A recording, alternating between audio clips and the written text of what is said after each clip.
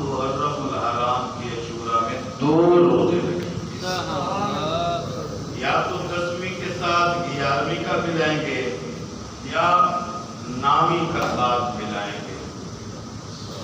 علماء نے لکھا ہے کہ 10 محرم الحرام کا جو روزہ ہے، اس روزے کا ثواب 1 سال کے گناہوں کا کفارہ بن سکتا ہے۔ تو اس مہینے کے پہلے عشرے کی بہت زیادہ فضیلت ہے۔ دیگر جہاں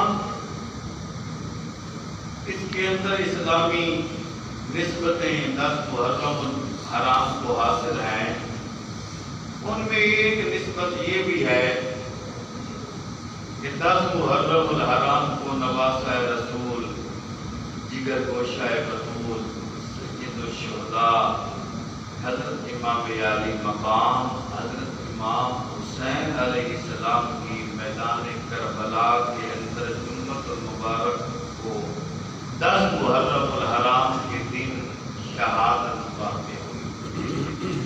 تو آج اسی نسبت کو سامنے رکھتے ہوئے آپ کی شہادت کو خراج تحسین پیش کرنے کے لیے آپ کے فضائل، آپ کے مناقب، حصول برکت کے لیے اور اپنی سعادت حاصل کرنے کے لیے آپ کے سامنے بیان کرنے کی کوشش کروں گا۔ اللہ تعالیٰ سے دعا ہے کہ اللہ تعالیٰ مجھے حق اور سچ بیان کرنے کی توفیق عطا فرمائے۔ دوستان محترم، امام عالی مقام نواسہ رسول، جگر گوشہ بطول، حضرت امام حسین علیہ السلام حضور اقدس صلی اللہ علیہ وآلہ وسلم کے نواسے ہیں، بیٹی کے بیٹے ہیں۔ جس طرح کہ اللہ تعالیٰ نے آپ علیہ السلام کو بلند مقام عطا فرمایا ہے، اسی طرح ہی آپ علیہ السلام کے خاندان، آپ کی آل، آپ کی نسل کو بھی اللہ تعالیٰ نے بلند مقام عطا فرمایا ہے۔ حضرت امام عالی مقام نواسہ رسول، جگر گوشہ بطول، آپ کے والد محترم کا نام حضرت علی شیر خدا ہے، اور آپ کے بھائی حسن مجتبی ہیں، اور آپ کی والدہ والدہ حضرت فاطمہ الزہرا ہیں، اور آپ کے نانا جان محمد مصطفیٰ۔ سبحان اللہ، بے شک۔ اب آپ کسی کی بھی کوئی عظمت، کوئی فضیلت، کوئی مرتبہ، مقام دیکھنا چاہتے ہیں تو پہلے اس کے خاندان دیکھیں۔ تو میں نے امام عالی مقام کا مختصر طور پر تعارف کروا دیا۔ اللہ تعالیٰ نے حضرت امام عالی مقام کو حضرت علی شیر خدا جیسا باپ عطا فرمایا۔ کون علی؟ ایک مقام پر آپ علیہ السلام ارشاد فرماتی ہیں کہ جنت کے اندر جہاں میرا گھر ہوگا، میرے گھر کے سامنے شیر خدا کا گھر ہوگا۔ ایک مقام پر صحابہ فرماتے ہیں کہ میدان جہاد کے اندر جب ہم دشمن کے سر پر تلوار کا وار کرتے تو فقط دشمن کی گردن کٹتی، مگر جب شیر خدا دشمن کے سر پر تلوار کا وار کرتے، پہلے دشمن کی گردن کٹتی، پھر گھوڑے کی کمر گردن کٹتی، پھر گھوڑے کی کمر کٹتی، دیگر تلوار زمین کے اندر دھنس جایا کرتی تھی۔ سبحان اللہ۔ اور ایک مقام پر خود شیر خدا فرماتے ہیں کہ مکہ کے سارے کافر لوگوں مل کر میرے مقابلے کے لیے آ جائیں تو میں رسول اللہ کا شکندر اکیلا تھا۔ کون علی؟ فاتح خیبر ہے، شیر ببر ہے، حسنین کریمین کے پدر ہیں، خاتون جنت کے شوہر ہیں، اور حضور صلی اللہ علیہ وآلہ وسلم کے برادر ہیں، ذی قدر ہیں، نادر ہیں۔ کون علی؟ حیدر کرار ہے، شیر جرار ہے، صاحب ذوالفقار ہے، ہاتھ میں تلوار ہے، لشکر کفار ہے، مقابلے میں ایک ہے یا ہزار ہے؟ جس طرف سے حضرت علی گزرتے ہیں اس کا بیڑا پار ہے، صحابہ کا وفادار ہے، حضور کا حبدار ہے، اس لیے تو اہل سنت کو حضرت علی سے پیار ہے۔ سبحان اللہ، سبحان اللہ۔ کون ہے؟ آپ کا مقام اور آپ کا مرتبہ بہت بلند و بالا ہے، تو اتنے شان والا، اتنے مقام اور احترام والا حضرت امام علی مقام کو اللہ تعالیٰ نے باپ عطا فرمایا، اور آپ کی والدہ محترمہ حضرت خاتون جنت فاطمہ الزہرا فخر النساء سلام اللہ علیہا، آپ کی عظمت کے کیا کہنے۔ ایک مرتبہ آپ علیہ السلام سفر فرما رہے تھے، حضرت علی شیر خدا کے ساتھ تھے اور حضرت خاتون جنت بھی ساتھ تھی۔ چلنے کی ترتیب یہ تھی کہ آگے آگے حضور تشریف فرمائے، آگے حضور چل رہے ہیں، درمیان میں خاتون جنت چل رہی ہیں، ان کے پیچھے شیر خدا چل رہے ہیں۔ جس جگہ پر آقا کریم اپنا قدم مبارک رکھتی ہیں اسی جگہ پر خاتون جنت اپنا پاؤں مبارک رکھتی ہیں۔ پھر ان کے پیچھے کون ہے؟ حضرت علی شیر خدا۔ اسی جگہ پر جہاں خاتون جنت اپنا قدم مبارک رکھتی ہیں اسی مقام پر، اسی جگہ پر شیر خدا اپنا قدم مبارک رکھتے ہیں۔ پوچھا گیا یہ چلنے کی ترتیب کیوں؟ سبحان اللہ، جو جواب ملا وہ یہ تھا کہ آگے کون ہے؟ آقا کریم، آگے کون چل رہے ہیں؟ حضور صلی اللہ علیہ وسلم۔ جہاں حضور قدم رکھتی ہیں وہاں خاتون جنت قدم رکھتی ہیں، اور جہاں خاتون جنت قدم رکھتی ہیں وہاں علی شیر خدا قدم رکھتی ہیں۔ پوچھا گیا یوں کیوں چلنے کا انداز ہے؟ بتایا گیا اگر کوئی نیچے سے دیکھے تو محمد مصطفیٰ کے قدم کا نشان نظر آئے، اگر کوئی اوپر سے دیکھے تو شیر خدا کے قدم کا، اوپر سے کوئی دیکھے تو شیر خدا کے قدم کا نشان نظر آئے، نیچے سے دیکھے تو محمد مصطفیٰ کے قدم کا نشان آئے۔ جن کے قدموں کے نشان صحابہ کے سامنے نہیں کھلے، ان کے قدموں کے نشان یا ان کے چہرے یزیدیوں کے سامنے کیسے کھل سکتے؟ جن کے قدموں کے نشان صحابہ کرام کے سامنے نہیں کھلے، ان کے چہرے یزیدیوں کے سامنے کیسے کھل سکتے؟ حضرت خاتون جنت، آپ کا کیا مقام ہے؟ فخر النساء۔ ایک دن توجہ ہے،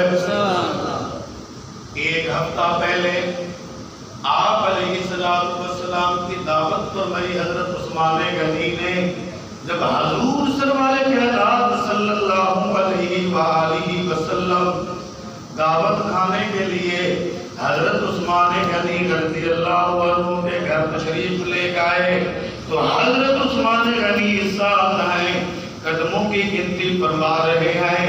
آپ علیہ السلام نے دریافت فرمایا، عثمان زمین کے نیچے کیوں دیکھتے ہو؟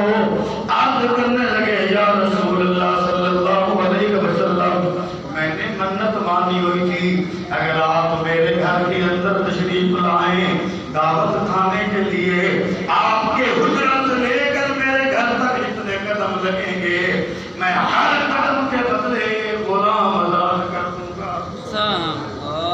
دوسرے ہفتے دوسرے جمعہ المبارک کے دن حضرت علی المرتضی شیر خدا فخر النساء حضرت خاتون جنت فاطمہ الزہرا سلام اللہ علیہا کے گھر حضور کی دعوت تھی۔ آپ علیہ السلام حضرت خاتون جنت کے گھر تشریف لے کر جا رہے تھے، اللہ تعالیٰ نے جبریل امین کو بھیج دیا۔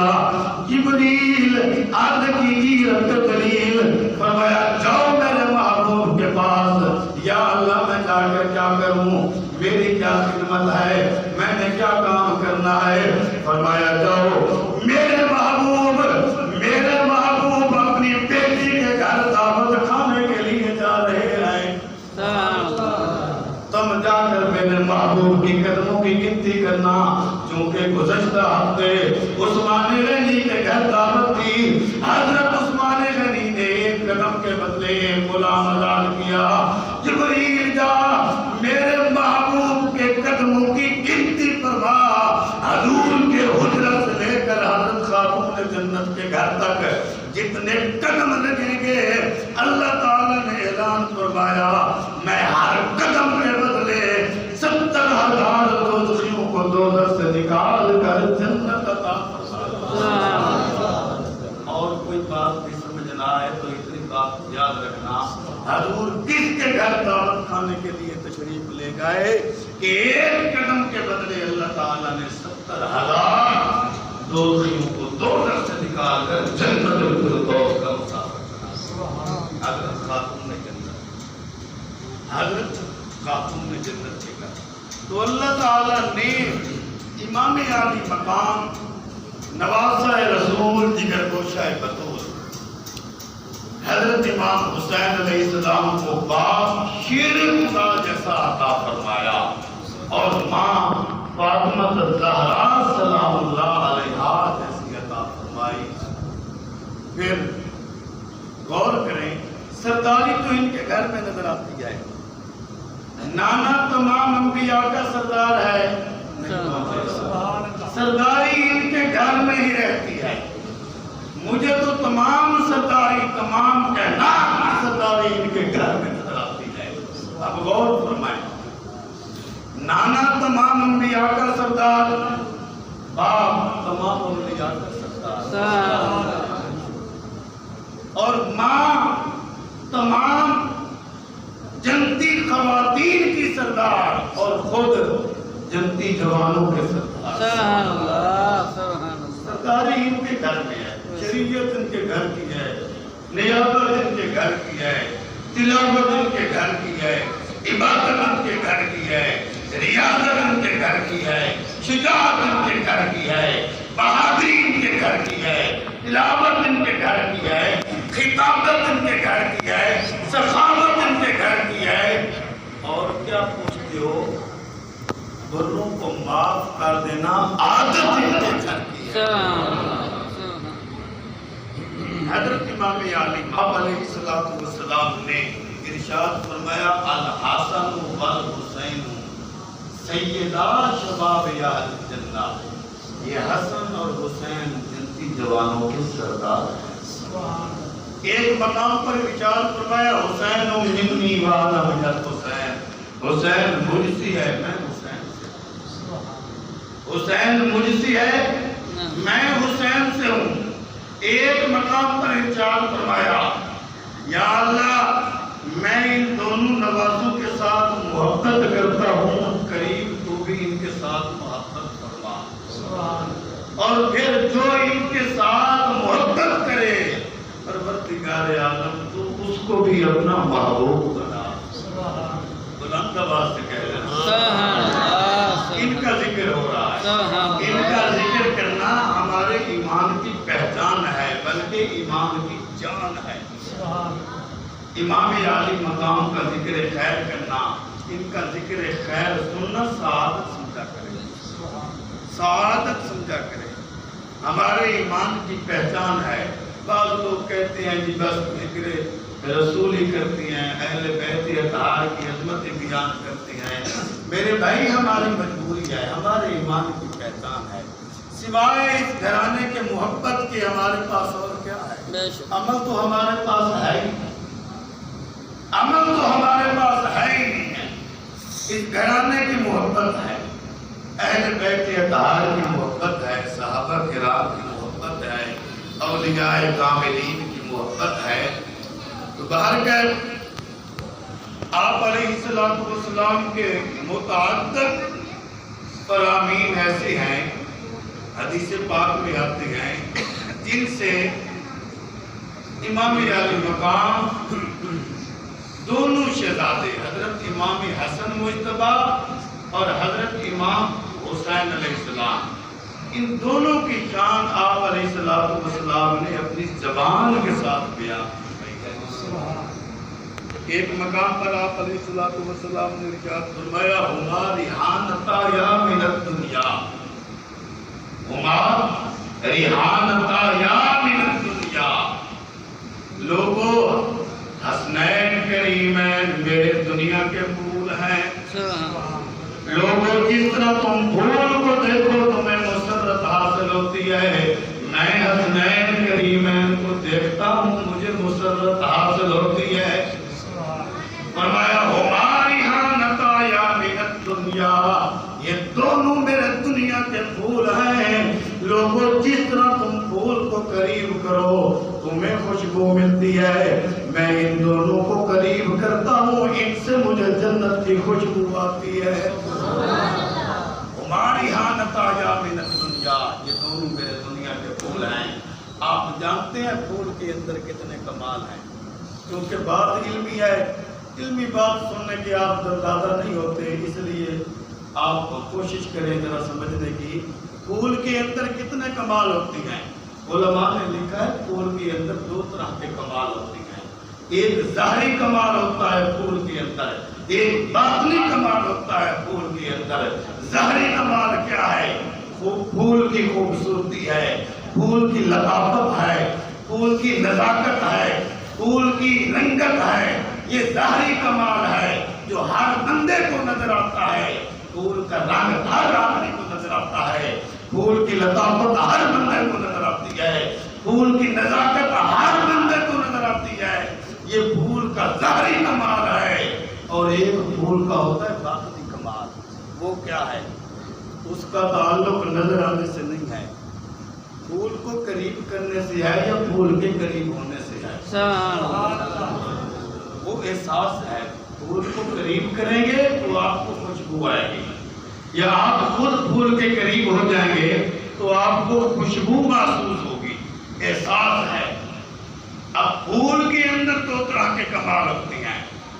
ظاہری کمال لطافت ہے, نزاکت ہے, رنگت ہے جی. باطنی کمال خوشبو ہے. اب اس کمال کو وہ دیکھے گا جو پھول کے قریب ہو جائے گا. امام علی مقام کے باطنی کمالات کو بھی وہ جانتا ہے جس کی نگاہ کے اندر محبت اور عشق کا سرما لگا ہوا ہو. جس کی نگاہ کے اندر محبت اور عشق کا سرما لگا ہوا ہو وہ امام علی مقام کے قریب ہو جائے, یا امام علی مقام کو قریب سے دیکھے. جس طرح پھول کو قریب کرو یا پھول کے قریب ہو جاؤ تو پھول کی خوشبو بندے کو محسوس ہوتی ہے. اسی طرح امام علی مقام کے اندر جس طرح پھول کے اندر دو طرح کے کمال ہوتے ہیں, آپ کے اندر بھی دو طرح کے کمال تھے.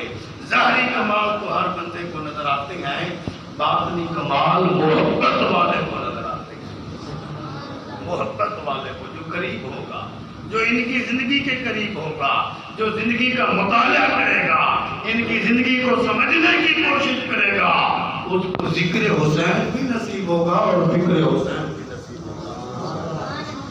آل رسول کی محبت توجہ ہے. آپ علیہ السلام نے ارشاد فرمایا دنیا کے اندر وَمَن مَاتَ عَلَىٰ حُبِّ آلِ مُحَمَّدٍ وَمَن مَاتَ حُبِّ آلِ مُحَمَّدٍ माता शहीदा, जिस बंदे के दिल के अंदर मेरी आल की मोहब्बत होगी, मेरी आल की मोहब्बत में जो फौत होगा वो शहादत की मौत होगा, शहादत की मौत। अला मन माता अला हुब्बी आलि मुहम्मदिन माता मगफूरन लहू, फरमाया जिस बंदे के दिल के अंदर आले रसूल की मोहब्बत मोजज़न हुई, जिस बंदे के दिल के अंदर आले रसूल की मोहब्बत और प्यार होगा, वो बंदा फौत हो गया तो यूं समझे वो बख्शाया। वमन माता अला हुब्बी आलि मुहम्मदिन माता ताइबन मुमिनन मुस्तकमिलल ईमान, फरमाया जिस बंदे के दिल के अंदर आले रसूल की मोहब्बत आए, अगर वो फौत हो गया तो यूं समझिए वो तौबा करके फौत हुआ है, मुस्तकमिलल ईमान, और कामिल ईमान के साथ उसका इंतकाल हुआ, वो ईमान पर उसको मौत लग गई। मोहब्बत के बड़े वाक़यात हैं, वक़्त के दामन में गुंजाइश नहीं, एक वाक़या आपके सामने रखता हूँ अगर आपकी तवज्जो हो।